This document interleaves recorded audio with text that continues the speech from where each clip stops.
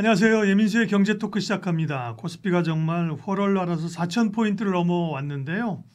행복한 고민이 또 이어집니다. LS증권 염승환 이사님 모셨습니다. 어서 오십시오. 네, 안녕하세요. 와, 정말 이렇게까지 빠르게 갈 줄은 거죠. 다들 놀라면서 네.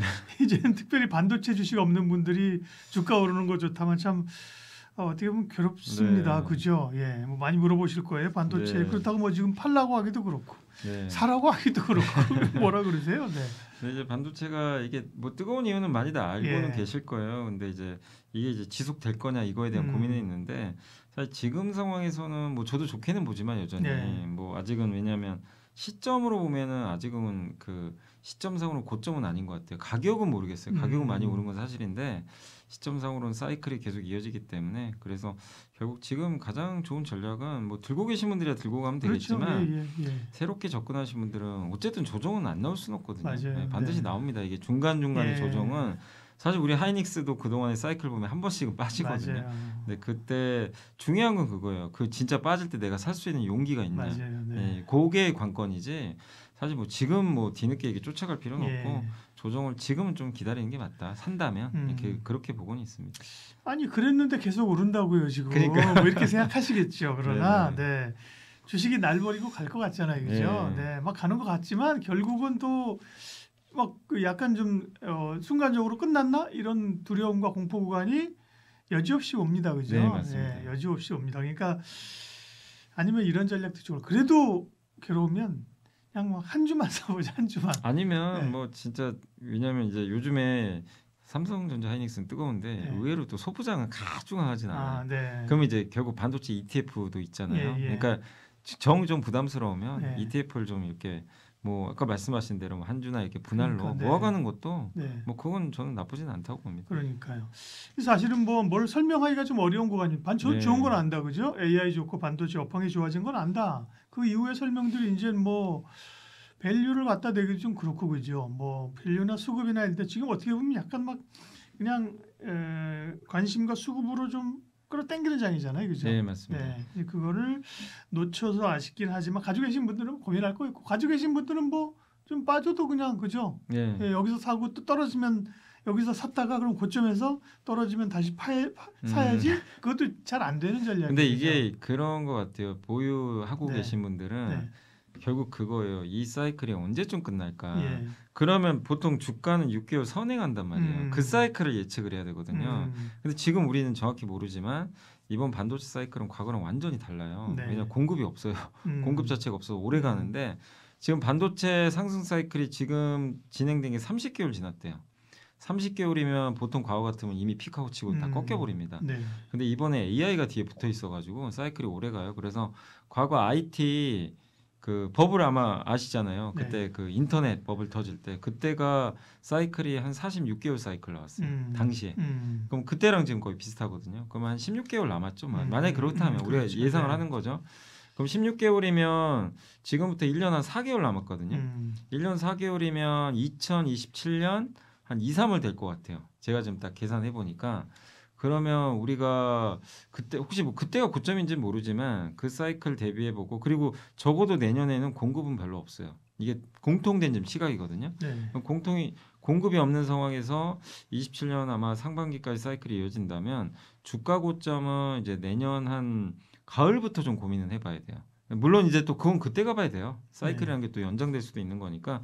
그러니까 제가 말씀드린 적어도 내년 상반기까지는 사이클 고점을 걱정할 지금 단계는 아니다. 이렇게 보고 있고 그 논리가 맞다면 들고 계신 분들은 그냥 이게 가격은 중요한 게 아니고 네. 그냥 들고 가는 게 맞고요. 이게 왜 그러냐고 아까 말씀하신 이게 중간에 팔잖아요. 못 삽니다. 그러니까요. 빠져도 못 사고요. 네, 올라도 네. 못 사요. 사실은. 예. 한 번 팔면 그냥 이제 이별하시는 거예요. 사실은. 맞아요. 심리가 그게 안 돼요. 그러니까요. 예. 그러니까 우리가 표현은 그러잖아요. 네. 아유, 하이닉스 이제 50만 넘었어요. 여기서 네. 좀 팔고 한 떨면 다시 45나 사고. 이렇게 오면 사야지. 네. 근데 오면 못 삽니다. 못 막상 사요. 오면 네. 사기 정말 힘든 게 그러니까요. 그래서 그냥 들고 가야 되는 거고 사이클이 네. 어디까지 갈지 모르지만 그래서 적어도 저는 그냥 개인적으로 내년 상반기까지는 반도체 들고 계신 분이라면 그냥 들고 가야 된다. 네. 이렇게 보고는 있어요. 우리가 우스갯소리 그런 얘기를 해요. 차트가 이렇게 올라갈 때도 꾸불꾸불 올라가잖아요. 네. 그걸 이제 필려는 사람들이 있어요. 차트를 핀다 그러는데 네. 고점에 사고 저점에 서서 네. 아니 이렇게 구부러진 걸 피면 높이가 얼마나 더 올라가겠어요, 네. 그죠? 그걸 다 먹으려고 하다 보면 인간의 심리상 안 떨어질 때 돼요. 못 사. 예. 그리고 네, 진짜 그걸 못 삽니다. 정확히 못 맞춘다니까. 맞습니다. 오히려 나중에 그 단가만 높아지고 네, 맞아요. 더 어려워져서 네. 가지고 계신 분들은 고민하지 말고 뭐 그래 빠지던 오르던 하고 없으신 분들은 이런 전략도 괜찮을 것 같아. 음봉 나올 때 계속 매수하는 거예요. 음봉 네, 나올 뭐 때 그런 그죠? 것도 괜찮죠. 네. 예. 오를 때보다도 어쨌든 업황 자체는 지금 주가가 많이 오른 것 빼고는 업황이 뭐 의심할 만한 여지가 별로 아직은 없다. 없어요. 그죠? 예. 예, 없다는 거고요. 그러면 삼성전자하고 SK 하이닉스 둘을 보면 어떻습니까? 이제 과거처럼 뭐 이게 좋아요, 저게 좋아요가 아니라 사실은 이제 내년을 우리가 본다고 하면 시장의 변화들이 삼성과 하이닉스의 시장에서 입지들이 조금 지금과는 달라질 가능성도 있잖아요. 조금 다른 게 네. 이제 하이닉스는 여전히 HBM만 보면 그냥 압도적이에요. 예. 여전히 경쟁력 뛰어나고 삼성이 이걸 좀 극복을 해야 되는데 일단 좀 뒤쳐져 있죠 사실은. 네. 그래서 쫓아가는 입장은 맞는데 이번 HBM4도 아마 하이닉스가 비중은 많이 가져갈 것 같아요. 근데 마이크론이 이번에 못 들어가는 것 같더라고요. 그 약간 설계 문제 때문에. 네. 그게 이제 엔비디아 젠슨왕이 요구했던 게 속도인데 그 속도를 좀 못 맞춰주는 것 같긴 해요 마이크론이. 그래서 하이닉스가 많이 가져가고 삼성이 일부 가져가고 그러니까 그 구조 자체는 하이닉스한테 여전히 유리하지 않나. 근데 이번 사이클은 독특한 게 HBM만 좋은 게 아니라 그러니까. 범용 사이클이 같이 돌아버리니까. 제가 그 얘기했지 물론. 예. 이제 HBM 쪽은 우리가 뭐 잘 된다고 해서 하이닉스가 무너지는 게 아니라 이제 시장이 커지는 거지 맞아요. 않습니까? 예. 그렇게 되는 건데 디램 쪽에서의 그 의미 있는 그 가격 상승과 함께 삼성전자 뭐 자체적인 수율 개선 이런 것들이 디램이 확 좋아진다고 하면 또 이 삼성전자 더 좋아질 예. 여지가 많은 거 아닌가? 왜냐면 이제 하이닉스는 네. 어쨌든 HBM이 너무 잘 되니까 비중이 네. 여기가 높을 수밖에 그러니까요. 없어요. 예. 근데 이제 삼성은 공급을 못 하니까 음. HBM 비중이 줄어든 거죠. 어떻게 보면. 근데 그럼 반대로 범용 비중이 높아요. 근데 이 사이클이 지금 타다 보니까 삼성도 같이 가는 거고 범용은 공급이 절대적으로 부족한데 지금 AI 데이터 센터에도 이런 범용 반도체가 같이 들어가기 시작을 하고 뭐 낸드도 좋고요. 거기에 애플 아이폰도 이제 내년부터 일반 모델에도 그 12GB가 들어간대요. 지금 8GB 들어가거든요. 네. 근데 최고 사양이 아닌데도 12기가를 탑재를 시켜줘요. 그러니까 그만큼 이제 고사양 메모리 반도체가 증가할 수밖에 없고 지금 많은 분들 아마 PC 좀 교체하신 분들 계실 거예요. 왜냐하면 윈도우 업데이트 맞아요. 이게 계속 메시지 아마 뜬 거 보셨을 거예요. 저도 네. 한참 떠가지고 그러니까, 네.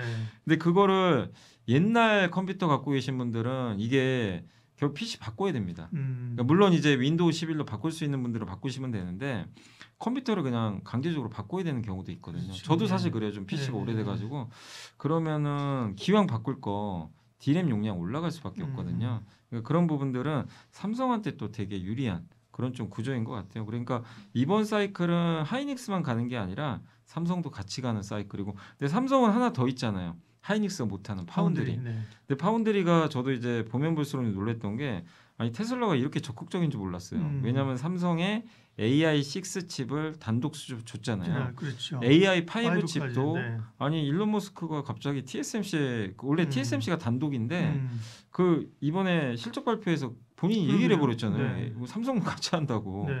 그래서 저는 그 얘기 듣고 좀 약간 놀랬거든요. 그러니까 삼성을 굉장히 지금 신뢰하는 거죠 어떻게 보면. 그래서 AI5까지 들어가고 갤럭시 스마트폰에 원래 퀄컴이 들어가요 여기에. 네. 삼성 그 엑시노스가 좀 안 좋았잖아요. 그렇죠. 뭐 발열 문제. 네. 근데 이제 내년에도 이거 엑시노스 여기 넣어준다고 하더라고요. 그러니까 삼성 파운드리로 하는 거거든요. 그러니까 삼성 파운드리가 물론 이제 결과물을 우리가 두고 봐야 되겠지만 예전과 다르게 지금 약간 네. 그 수주가 많아져요. 그러니까 이 부분은 또 삼성한테 그러니까. 플러스 요인이에요. 그러니까 삼성의 이런 부분들이 물론 잘 해야 되겠지만 삼성전자의 10만 전자 이끈 거고 이걸 잘 해낸다면 뭐 10만 전자 이상을 좀 바라보지 않을까 이렇게 예상을 하고 있습니다.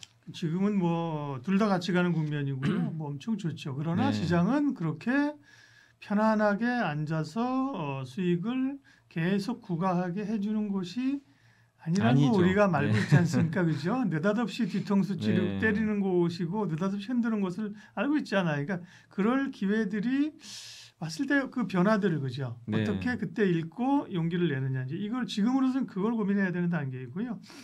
아까 소부장 얘기 잠깐 하셨는데 그러니까 소부장들도 또 매력적이긴 하잖아요, 그죠? 한번 네. 이렇게 삼성전자, 하이닉스 간 다음에 소부장들이 또 이렇게 한번 약진하기 시작하면 상승률 대단하거든요. 맞습니다. 예, 그런데 뭐 아까 말씀하신 것처럼 최근에는 또 조금 전체적인 고민도 있어 보이는 거고 종목별로 좀 어렵습니다. 소부장 전략은 어떻게 할까요? 그 소부장도 이게 조선 업종이 얼마 전에 한 2달 전에 그랬어요. 음, 아니, 대형 조선사가 날아다니는데요. 기자재가 안 가요. 음, 너무 답답해. 그러니까 이제 저도 질문을 너무 많이 받아요. 네, 왜 기자재 안 네. 가냐? 근데 딱히 뭐가 없어요. 왜 안 가? 근데 결국은 수급이 안 붙은 거예요. 대형주에만 붙어버린 거죠. 그렇죠. 근데 예, 맞습니다. 근데 딱 아니나 다를까 그리고 나서 음, 기자재가 2배씩 가버렸어요.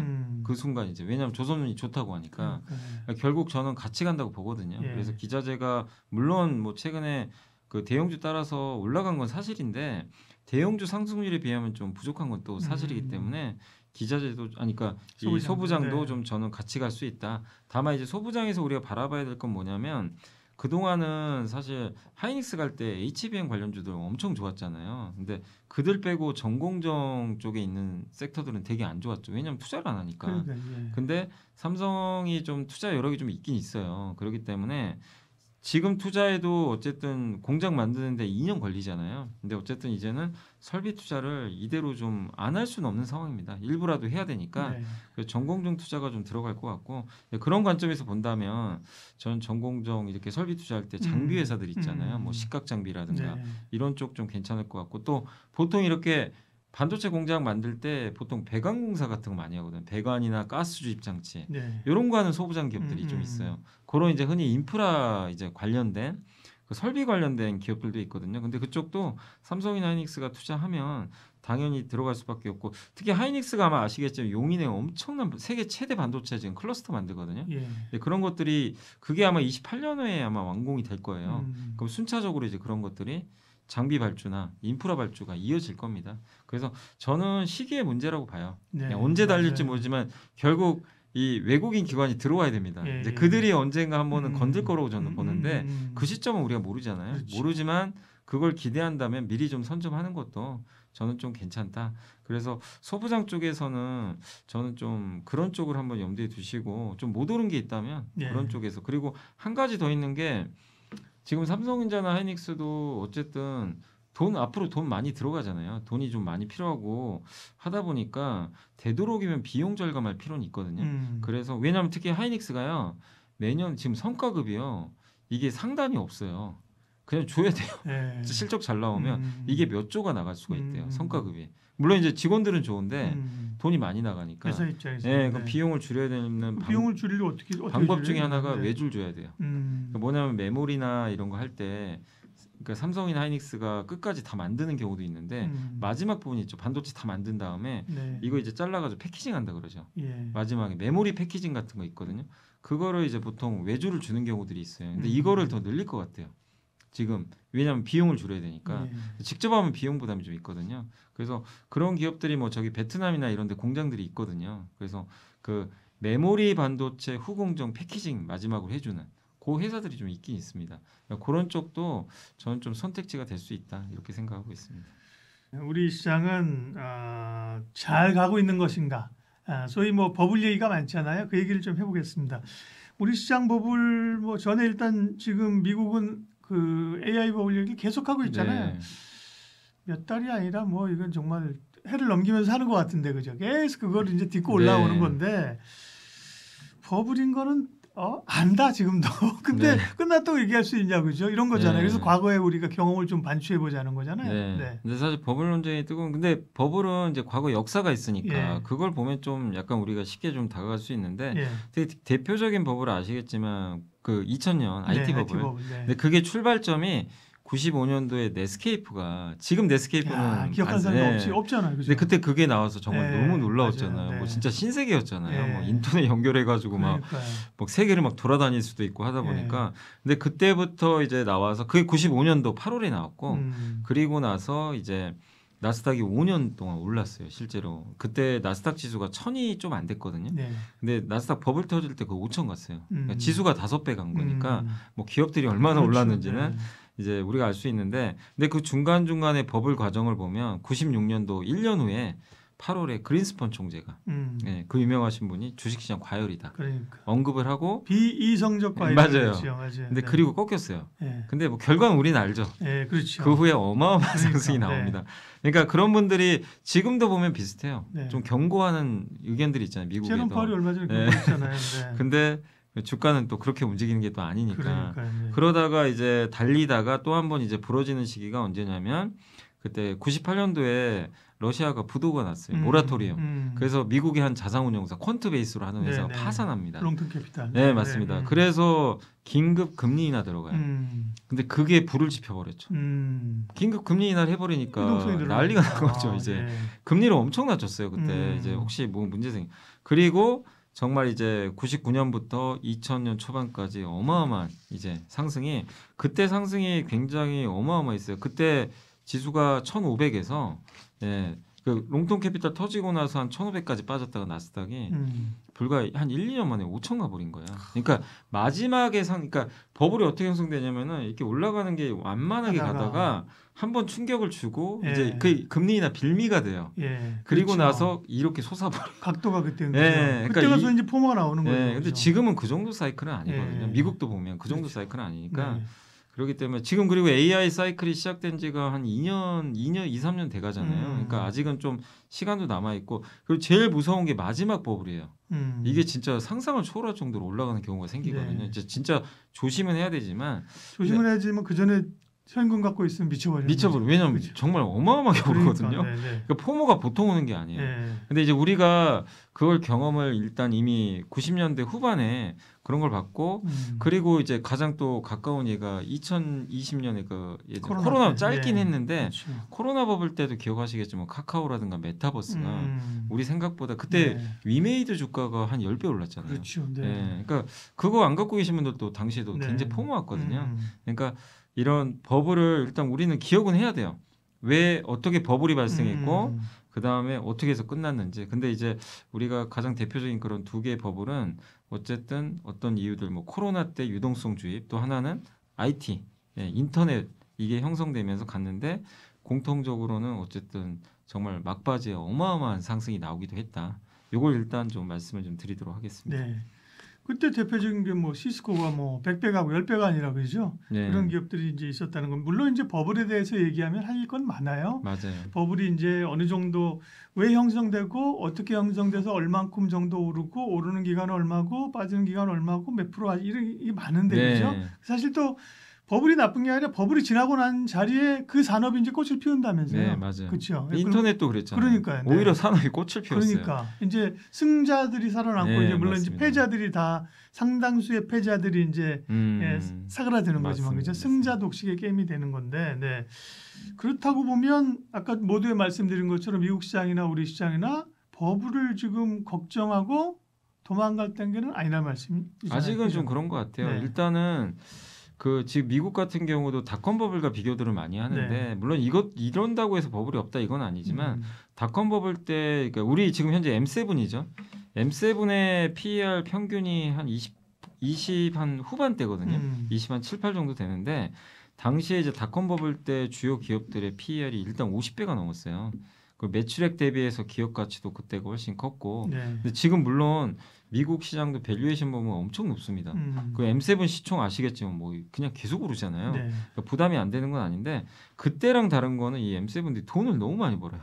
일단 잘 벌기 때문에 현금에 대해서는 우리가 문제될 건 없다. 이렇게 좀 보고 있거든요. 그러니까 그때에 비해선 수익성이 상당히 좀 좋은 그런 상황이고 그다음에 이제 보통 버블은 이제 버블의 좀 조건 중에 몇 가지가 있는데 네. 신규 IPO가 되게 많아요. 기업 공개가. 근데 지금 우리나라도 보면 IPO 시장이 별로 뜨겁지가 않아요. 네. 뭐 여러분들도 뭐 요즘에 IPO보다는 사실 그냥 직접 그냥 주식 예. 기업도 워낙 뜨거우니까 사실 IPO 오면서 예. 뭐 공룡들이 물량을 많이 쏟아부어서 발목을 여러 번 잡았죠. 네, 잡았는데 네, 네, 네. 지금은 그게 없잖아요. 그쵸, 보통 예. 강세장에서 그게 많이 나오잖아요. 네, 21년도가 우리가 경험해봤잖아요. 예. 사실 미국도 그렇고 아직은 그런 게 좀 안 보여요. 뭐 예를 들면 이제 우리나라에서 앞으로 상장할 거 중에 좀 제일 아마 시총이 커질 큰 거 중에 하나가 무신사. 네. 이제 하려고는 그렇죠. 하더라고요. 네. 근데 그게 지금 당장 하는 것도 아니거든요. 그래서 IPO 열기도 오히려 그냥 IPO는 좀 약간 요새 시들시들해요. 네. 사람들 관심도 별로 없고. 비바 리퍼블리카 뭐 이런 예. 거죠. 네, 좀. 근데 그들이 언젠가 상장한다면 이제 음. 그때는 좀 경계감을 가져야 되겠죠. 근데 네. 그게 하나가 있고 또 개인 투자분들의 심리가 일단 21년도하고 좀 너무 달라요. 21년도는 정말 주식 다 계좌 만들어 가지고 그렇죠. 다 정말 뛰어드셨는데 지금은 그 정도는 아니에요. 뭐 그런 운동도 아니고 개인 투자분들 오히려 주식 매일 팔고 있습니다. 지금 오르는 기간 동안. 흔히 포모가 아직 없는 거죠. 네. 그러니까 아직은 좀 물론 이게 싸냐는 아니지만 미국이나 한국을 봤을 때는 버블은까지는 아니고 그리고 보통 B2 발생하잖아요. B2 빚내서. 네, 네. 근데 우리나라 신용잔고도 많이 는 건 사실인데 지금 우리나라 시가총액이 3,000조 넘었잖아요. 그거나 예탁금에 비하면 많은 게 아니에요. 과거랑 비교하면. 그래서 절대 수치가 낮기, 그러니까 비율로 보면 낮기 때문에 뭐 아직은 좀 우리가 버블로 보기는 좀 이르다 이렇게 봐야 될 것 같습니다. 그럼 이제 국내 보기 전에 약간 글로벌 얘기 조금만 더 하고 되면 네. 이제 말씀하신 것처럼 그런 단초들을 위기가 오면서 금리를 내리고 그게 유동성을 만드는 건데 네. 지금도 어쨌든 금리 인하 국면이잖아요, 그죠? 네. 지금은 뭐 위기가 와서라기보다는 트럼프가 자기 사람들을 막 심으면서 그죠? 이게 네. 뭐 나중에 어떻게 될지 모르겠으나 네. 모르겠으나 그죠? 내년에 5월에 이제 파월 의장이 임기가 끝나잖아요, 그죠? 네. 이미 벌써 올해 연말 들어가면 레임덕 들어가고 또 뭐 이사들이 트럼프 측 이사들이 또 들어간다 그러더라고요. 더 네, 그렇게 맞습니다. 되면 금리 인하 기조 이런 것들은 더 아까 말씀하신 그런 상승과 버블을 좀 만드는 요인이 아닌가. 네. 네. 물가도 그리고 어쨌든 9월 물가도 괜찮게 나왔어요. 네. 그래서. 네. 그러니까 이제 버블의 조건들은 갖춰지고는 있어요. 사실 예. 이제 말씀하신 대로 그러니까 저희 당사에서도 최근에 자료가 나온 게 뭐냐면 예. 버블의 조건이 있거든요. 그러니까 이제 버블은 우리가 이제 불꽃이 확 튀는 거잖아요. 네. 근데 이제 이 먼저 불을 만들려면 그 열이 있어야 되잖아요. 그 열은 이제 사람들의 포모인데 아직까지 요거까지는 아니에요. 근데 이제 열기가 조금씩 늘겠죠, 당연히. 그 두 번째가 뭐냐면 연료가 있어야 돼요. 불을 그러니까 흔히 땔감이라 그러죠. 그렇죠. 예. 예. 근데 이거는 뭐냐면 방금 말씀하신 금리 인하나 네. 유동성이에요, 유동성. 근데 이거는 누가 봐도 지금 유동성 좋은 건 다들 알고 계시고 정부나 전 세계 정부가 돈 풀잖아요. 그 세 번째가 뭐냐면 이제 이 불이 잘 타려면 공기가 있어야 되죠. 공기가 풍부하면 잘 타잖아요. 그렇죠, 연소가 그렇죠. 잘 되니까. 네. 근데 그 공기는 어떻게 보면 이제 약간 분위기인데 지금 이재명 정부가 네. 코스피 5천은 계속 얘기하잖아요. 예. 뭐 부동산보다는 주식해라. 이 공기를 계속 만들고 있는 거죠. 마지막에 그게 스파크를 틔워줘야 되거든요. 그게 이제 AI예요. 샘 알트만인 것 같아요. 저는 샘 알트만이 우리나라 와서도 반도체 이만큼 사가겠다. 아주 뭐 난리가 났죠. 예. 전 세계에서 반도체 그 샘 알트만의 계산에 의하면, 그러니까 그 규모에 의하면 애널리스트 분석한 거 보니까 이번에 계약 맺은 게 전 세계 다 웬만한 이제 회사들하고 예. 2,000조 가까이 된대요. 2,000조 원입니다. 우리나라 돈으로. 사실 그 돈이 어디서 나올지 제가 모르겠지만 일단 정말 회집고 다니는 거죠 지금. 네, 근데 이게 불을 팍팍 튀기는 거죠, 스파크를. 근데 이 조건들을 보면 버블의 조건들을 만들어지고 있고 이게 이제 어떻게 보면 아직은 초기 국면이죠. 이게 나중에 더 심화될 수도 있거든요. 그렇기 때문에 버블이 형성되기 위한 그런 조건들은 저는 지금 잘 갖춰지고 있다. 이렇게 좀 보고 있고 또 과거와 우리 코스피가 비교를 한번 해보면 최근에 네. 이제 KB증권에서 나왔던 자료도 있지만 80년대 3조 왕을 되게 많이 얘기하시더라고요. 그러네요. 그때 네. 이제 근데 지금 물론 우리나라 환율은 높지만 유가나 지금 금리 낮잖아요. 근데 여기에 환율까지 꺾인다면 3조 원이 올 텐데 3조 호황 때 3년 내내 코스피가 저도 그 자료를 보니까 1년에 기본 70%씩 올랐어요. 3년 내내. 매년 70, 70, 70 이렇게 올랐더라고요. 근데 지금 올해가 처음이잖아요. 네. 그러니까 만약에 3조 원이 온다면 또 코스피가 여기서 끝은 또 아니라는 거죠. 내년에 더 오를 수도 있기 때문에 물론 그건 과거랑 비교니까. 그래서 어쨌든 지금 버블은 지금 조건들은 좀 만들어지고 있다. 이렇게 좀 봐야 될 것 같습니다. 네. 또 우리 시장은 사실은 뭐 또 워낙 오른 게 없고 그 상대적으로 우리의 밸류 때문에 우리 시장이 뭐 PR로 보나 뭐 버블이다 고평가됐다 얘기할 수 없는 거잖아요, 그죠? 그죠. 오히려 이제 리레이팅 얘기를 네, 지금 맞아요. 하고 있는 재평가되고 있는 거죠. 그러니까 이제 예. 그런 과정이 있기 때문에 한국 증시는 사실은 시장 전체는 버블 얘기할 필요 없고 다만 이제 섹터별로 우리도 이제 그런 게 있었죠. 그래서 최근에 23년에 이제 우리 2차 전지의 네, 그런 2차 전지 있었죠. 경험들이 있잖아요, 네. 그죠? 그러면서 최근에 제가 방송에서 얘기했는데 SK 하이닉스 보면서 약간 에코프로의 냄새가 난다. 아. 물론 다른 점도 많아요, 그죠? 네네네. 그죠. 에코프로 같은 경우는 에코프로를 찝어서 하는 게 아니라 2차전지 같은 대표였잖아요, 그죠? 네. 미래 성장세들 몇 년치를 다 땡겨왔잖아요, 그죠? 근데 하이닉스에 지금 사실 뭐 지금 이익을 반영하는 거니까, 네. 그죠? 그런 것도 다르긴 하나 분위기 자체는 뭔가 기대가 수급을 만들고 수급이 또 뭐 인덱스를 만들고 네. 그죠? ETF를 만들고 막 빨아들이는 좀 비슷한 형국이 아닌가라고 비슷한 듯 다른 듯 그런 느낌이 네. 있더라고요. 근데 어쨌든 지금 우리나라 같은 경우는 이게 지금 올라가는 것 중에 하나가 반도체 때문인데 네. 반도체가 이게 물론 기대감도 있어요. 예. 내년에 이만큼 이익 벌 거다. 음. 이것도 있지만 지금 당장 생각보다 너무 지금 이익이 좋은 거예요. 뭐 지금 삼성전자가 12조 벌었죠. 하이닉스도 아마 그 정도 벌 것 같아요. 11조, 네. 12조 얘기 나오니까 그러니까 그런 걸 본다면은 이익도 확실히 이제 받쳐주는 거죠. 기대감만 있는 건 아니에요. 그리고 이게 숫자가 좀 나오고 그다음 전방 산업도 좋고 무엇보다 이 반도체 사이클이 2차 전지 사이클하고 다른 점 중에 가장 명확한 게 뭐냐면요. 그때 당시에 2차 전지 논리 중에 하나가 우리가 중국보다 더 잘하는 거 아니냐. 근데 지금 우리는 결과를 알잖아요. 중국이 1위예요. 어쨌든 그렇죠. 뭐 인정하기 싫어도 맞아요. 예. 근데 반도체는 중국이 못해요. 뭐 아시잖아요. 그러니까 이 사이클이 더 오래 갈 수밖에 없는 게 경쟁자가 없어요. 예. 근데 2차 전지는 중국이라는 경쟁자가 너무 컸어요. 그래서 우리가 유럽에서 엄청 고전했잖아요. 그러니까 이게 좀 또 결정적인 차이거든요. 그래서 23년과는 저는 분명히 그러니까 배터리랑 반도체는 같은 선상에서 저는 보면 안 된다. 이렇게 좀 보고 있고 그래서 우리나라 시장은 지금 뭐 싼 건 이제 아니에요. 당연히 이제 싸진 않아요. 네. 근데 그렇다고 다른 나라랑 비교하면 비싸냐? 그건 그건 또 아닌 거죠 아직도. 그래서 말씀해 주신 대로 재평가 아닌가. 지금 재평가를 받고 있는 그런 과정이 있다. 근데 점점 이제 비싸지기 시작한다. 그렇죠. 이런 과정이라고 봐야 될 것 같아요. 네. 그럼 이제 버블 얘기했는데 마무리하겠습니다. 지금은 아니인데 네. 또 항상 그런 걸 준비하고 이런 징후가 나오면 이런 어떤 징후가 나온다고 해서 그것도 그게 바로 버블이야 또 이렇게 얘기할 수도 없어요. 그러나 네. 이런 징후들이 막 좀 뭐 나오게 되면 그죠? 뭐 금리의 변화라든지 수급이라든지 미국 기술지가 어떻게 된다 이런 변화들이 만약에 나오게 된다면 그때 우리가 좀 이런 걸 기억하자. 그럴 수 있는 생각해 놓을 수 있는 변화들 단초들 이런 거 좀 뭐가 있을까요? 근데 이제 그 네. 심리상으로는 혹시라도 21년도에 그 삼성전자 9만 원 넘을 때 개인 네. 투자만 엄청 사셨잖아요. 그게 이제 보통 포모죠. 그 다음에 기억하시겠지만 23년도에 배터리 갈 때 그때 포스코홀딩스를 일주일에 개인들이요 이제 막 급등하는 그 구간에서 3조 원을 산 적이 있어요. 네. 그것도 포모거든요. 그렇죠, 사실. 그렇죠. 네, 그리고 결과는 우리 알잖아요. 그러니까요. 그러니까 근데 아직은 그런 게 없어요. 네. 지금. 근데 혹시나 그런 일이 벌어진다. 뭐 특정 기업이나 지수에 이렇게 개인들이 너무나 많이 근데 지수가 오르는데 그러면 그때는 좀 단기적으로 조심할 필요는 있고 그게 네. 끝이라는 건 아닌데 그러니까. 단기 조심 필요하고 그리고 가장 단순한 건 과거의 버블 다 공통적으로 이러고 끝났어요. 물가 오르고 금리 올리면서 끝나버렸어요. 버블 다 공통점이에요. 그렇군요. IT 버블 때 예. 2020년 그 코로나 버블 똑같습니다. 예. 그 우리 우크라이나 전쟁 터지고 나서 물가 올라서 끝나버렸죠. 나스닥이 35% 빠져버렸어요. 그리고 IT 버블도 그때 돈 워낙 풀어버리니까 물가가 튀어가지고 연준이 IT 버블 터지기 한 5달 전에 금리 인상이 했거든요. 그리고 이제 2000년에 이 무너져 버린 거예요. 네, 네. 공통점 물가예요. 맞아요. 그런데 지금 아직은 물가 걱정할 필요 없어요. 이번에 9월달 물가 보셨잖아요. 생각보다 낮아요. 네. 서비스 물가 낮으니까. 근데 어쨌든 우리가 조심해야 될 거는 이제 돈이 앞으로 많이 풀릴 텐데 그때 물가가 튀면 연준의 액션이 달라지기 네. 시작할 수 있어요. 긴축해 볼까?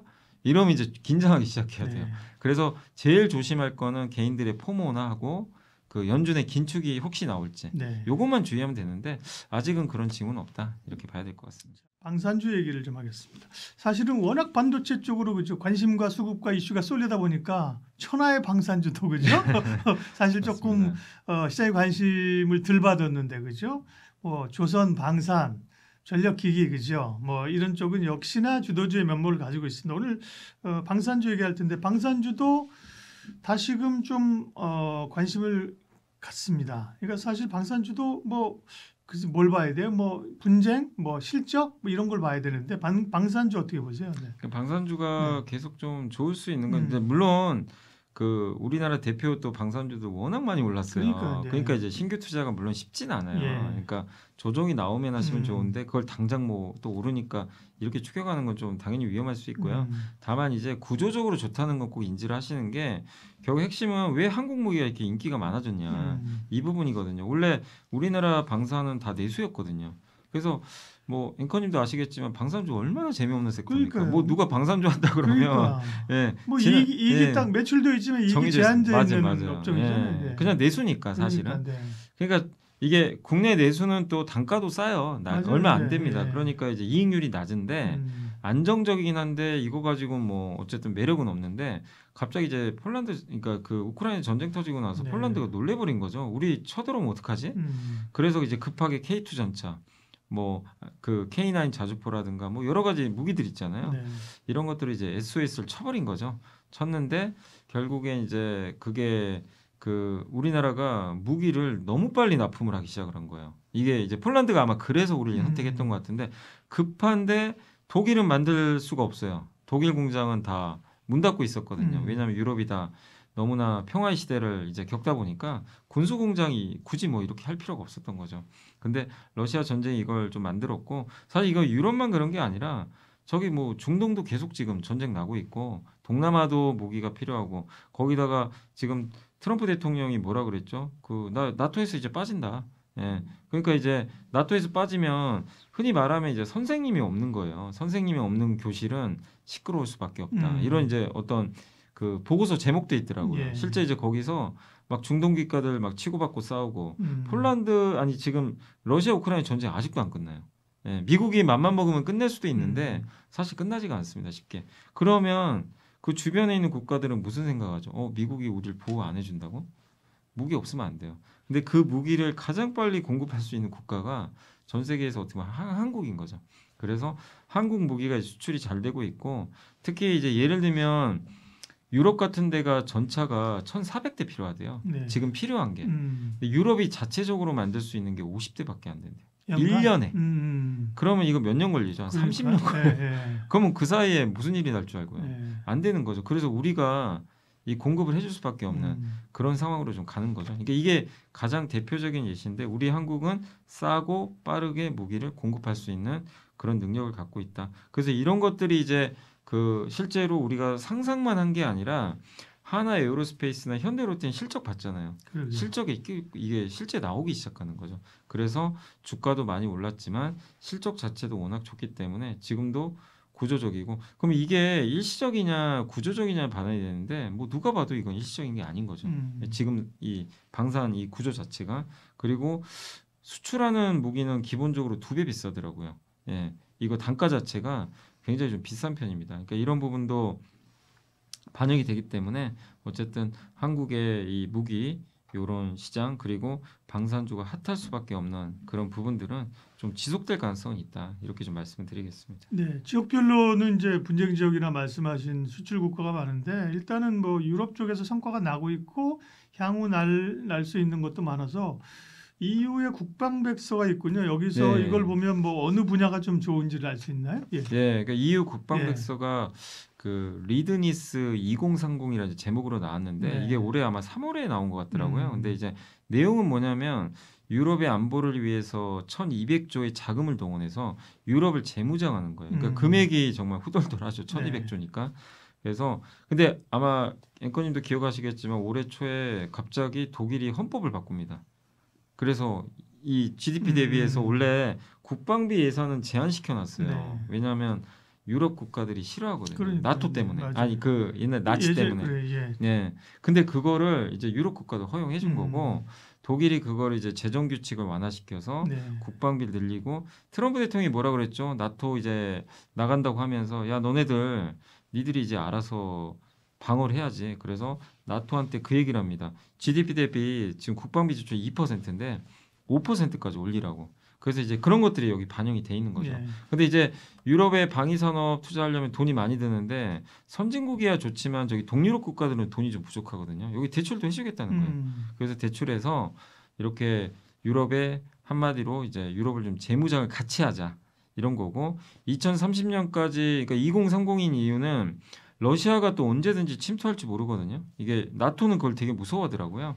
그래서 2030년까지 최악의 극단적 군사적 비상사태에 대비해서 유럽 내 무기를 비축하자. 근데 아까도 설명드렸지만 유럽은 자기네 스스로 할 수가 없어요. 무기를 지금 생산량이 안 돼요. 그래서 이번에 다울투자증권의 최강시 연구원님의 그 리포트도 보니까 이 EU 국방비서 나오고 나서 수혜받는 산업들을 좀 꼽아주셨더라고요. 그 천궁투 미사일, 요거랑 K9 자주포, 155mm 탄, 그 K9 자주포에 들어가는 천무와 유도탄, 레드백 장갑차 이런 것들이 네. 아마 유럽이 지금 이번 국방비서에 보면 좀 포함되지 않겠냐. 그러니까 만약에 이들이 무기를 구매하면 이런 걸 구매할 것 같고 또 한 가지가 전투기, 그 다음에 조선에도 좋아요. 구축함, 호위함 우리가 잘 만들죠.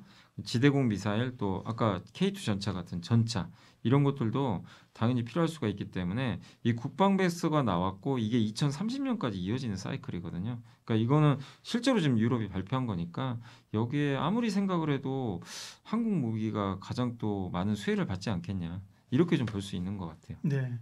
근데 뭐 유망한 수요가 있을 걸로 보이는 쪽이 뭐 새로운 건 사실 없습니다. 다 알고 있는 겁니다. 네. 그렇죠. 네, 뭐 장갑차, 포탄, 자주포, 천궁 뭐 이런 것들이고요. 네. 그래서 이제 투자 아이디어로 마무리하겠습니다. 그래서 방산 뭐 여전히 좋다, 그죠? 말씀하신 것처럼 네, 구조적으로 좋아요. 끝났나 끝나지 않았다, 그죠?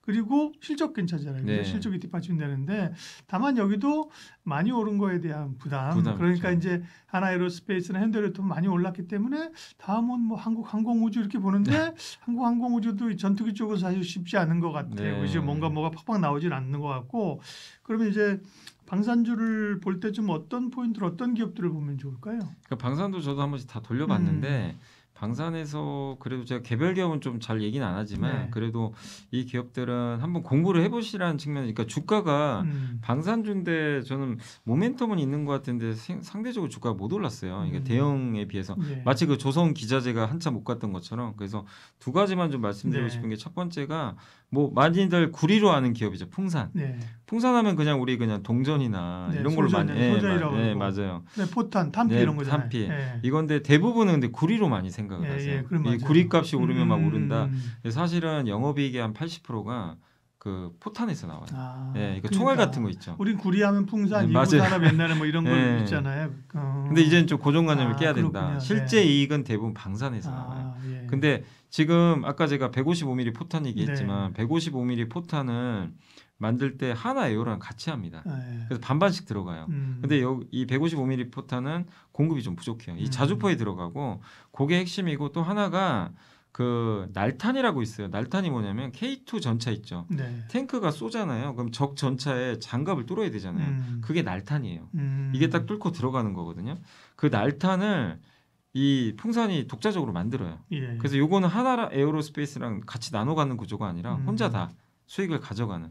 K2 전차 수혜가 이게 수주가 잘 되면 네. 당연히 날탄 수요가 느는 그렇군요. 거죠. 네. 그러니까 같이 갈 수 있는 거죠. 근데 상대적으로 시장에서는 이게 구리주로 자꾸만 좀 인식을 하다 보니까 좀 그렇게 많이는 못 올랐어요. 근데 네. 저는 구리값도 앞으로 오를 거로 좀 보지만 이 풍산이라는 기업 자체가 지금 방산 매력이 있기 때문에 거기다 드론 사업도 하고 있거든요. 실제 드론도 만들고. 그래서 첫 번째로는 조금 이제 덜 알려진 기업 중에선 풍산 한번 공부해 보시면 좋겠고. 그러니까 풍산 예. 얘기는 꽤 있었는데 그리고 또 이제 예. 그 구경도 대구경탄 이런 게 이제 많이 맞습니다. 예. 생긴다 그러는데 주가가 가다 꺾여버렸어요. 그렇고 이전에는 뭐 다 같이 올라온 네. 거고 지금은 꽤 옆으로 이제 행보 국면이군요. 네. 네. 그래서 이제 저는 이제 주가 측면에서 좀 예. 오늘 두 개를 좀 보는 거고 한 가지는 신규 상장 기업인데 이제 삼양컴텍이라는 회사가 네. 있어요. 아마 좀 생소하실 수 있는데 여기는 뭐 하는 회사냐면 제가 아까 풍산이 날탄이라고 네. 이 전차에서 이제 적 탱크에 장갑을 뚫어야 되는데 그 장갑 만드는 회사가 삼양컴텍이에요.